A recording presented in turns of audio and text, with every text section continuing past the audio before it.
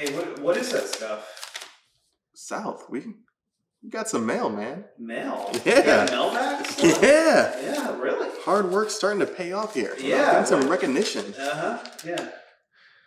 Dear, I hope you go to...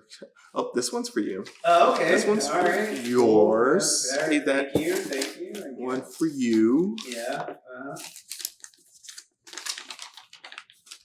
You're an idiot. I'm going to get... Oh, this one's also for you. Oh, okay. From Cassandra. That seems weird. Yeah. What? Yeah, Okay. yeah. All right. Oh, we got a box. Yeah. Wow. Yeah. Yes. Who is that from? Zach Strickland. Zach Strickland sent us something? South is ticking. What do you mean it's ticking? It's...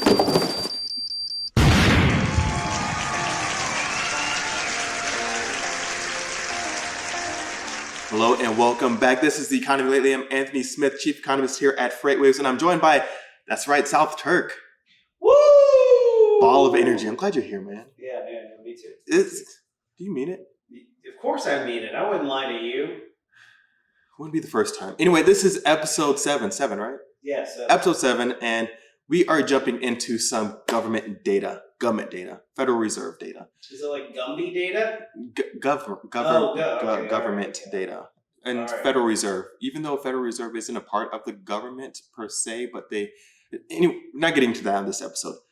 Government and Federal Reserve data, like the U.S. Census Bureau and things like that. Anyway, we're looking at that type of data. There's some pros and cons, some goods, some bads. One of the good things is it's a vast data set. I mean, it covers so much stuff. I mean, it kind of makes sense because the government is always there, always watching, listening, taking notes.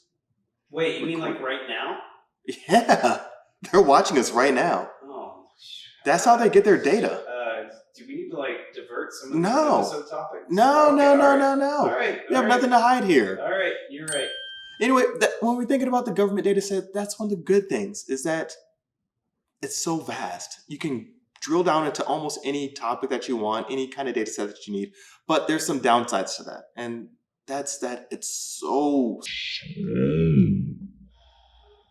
I mean, when we think about the government data sets, they get released usually on a monthly basis. And that monthly basis can be really useful, but usually it's more so of a confirming trend than is looking forward. And so that's where some of the difficulties come in. But we have a little bit of a workaround potentially for that. And that comes into fast or near real-time data or real-time data sets.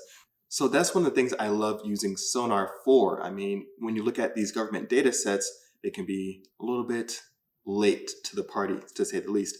They're monthly. They aren't really going to be telling us what's going to happen. They just kind of tell us what happened a few months ago or maybe even longer. Some of them are quarterly data sets. So it's useful to get a comparison of what's happening near real time, what's moving on the roads right now, and what's happening and what has happened in the past. It's a confusing statement. But anyway, it all makes sense when you look at it on a pretty chart like this. So one of the things I love using Sonar for is being able to pair some of those government data sets or Federal Reserve data sets that are monthly, sometimes even quarterly, with near real-time data sets. And so I could pair that to see what's about to happen, what's happening in real time, what has happened already. Yeah. Is that a right statement there, Sam? Yeah, I think so. It's kind of like Back to the Future, isn't it? We don't want to rip off their intellectual property. So we'll keep it separate here. When we look at this data set, it's going to be imperative that we kind of compare this all together. We want to look at different sources that all really kind of say what's happening in the economy. That way you can really kind of find out what's happening in a cohesive environment. So the first data set that we're going to jump into is going to be around orders, non-defense capital goods, new orders, excluding aircraft to be specific. And this is going to be one of those areas that looks upstream. And we kind of touched on this in a previous episode because this is going to be one of those areas that kind of hones in on business to business activity. And looking at this one, we saw that there was still some continued momentum here on a monthly basis. We saw that there was an increase of 0.5% for the month. We also saw that there was an annual increase on a year-to-year basis, showing that there was up nearly 10%. And so when we're looking at monthly data and looking at the annualized data, it's showing that there's still ongoing increases. But like I said, there's some cons to this data set. We're already in the month of June, almost in July now. And this data is not even for June. It's not even for this month. And so when we're looking at this data set, it's going to be a little bit delayed. And I mean, when we look at near real-time data, it's going to be showing what has happened just as of yesterday, especially when we look at our sonar indices. But when we look at these government data sets, a lot of them are going to be from a different month altogether. Okay, can you just not say the month? No, I could say it's May. Okay, sorry. May you say the month? South, what the What? heck are you talking? What are you talking? No, what? For May. No. South, May. How was I supposed to know? What? Sorry about that. I needed a moment to collect myself. Where were we?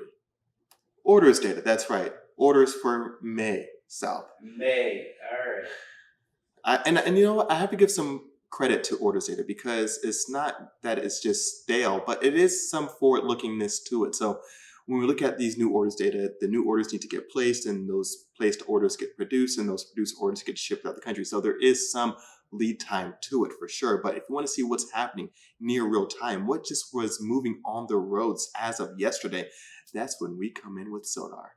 And so one of the things that I love looking at, as you all know, of course, is going to be the flatbed outbound tender rejection index. That's right, FOTRI. Oh, God! South, one more outburst. You got one more. So we're looking at our flatbed outbound tender rejection index, or FOTRI. It shows how capacity is with flatbed trailers. What we're seeing right now is that capacity is certainly loosening. Now that's interesting because it's still relatively high in comparison to reefer and dry van, but when we're looking at what's going on with those open deck or flatbed trailer types, we're seeing that there is still a considerable amount of rejections happening right now. Manufacturing still, as you've seen, going somewhat strong, still moderating at a somewhat high level, especially on a year-over-year basis. Construction activity, that's going to be one of those laggards potentially that could really be slowing some of this activity down after there was so much of a pull forward in housing and construction that we talked about in a previous episode. But moving forward, we have to talk about the economy slowing and what some of those aspects really mean to the overall industry. And that's going to do for this episode of Economy Lately. But next week is going to be jam-packed with a lot of data sets around employment, job openings, which after this episode, there might be one more to add to the list. I swear to God! I know there will be one more. We'll also get quits data, and we'll get consumer spending and disposable income, all that great stuff, and so much more on this next episode. And of course, going into this weekend, hope you all have a fun and safe 4th of July weekend. This country is doing great. Everything's fine. See you next episode.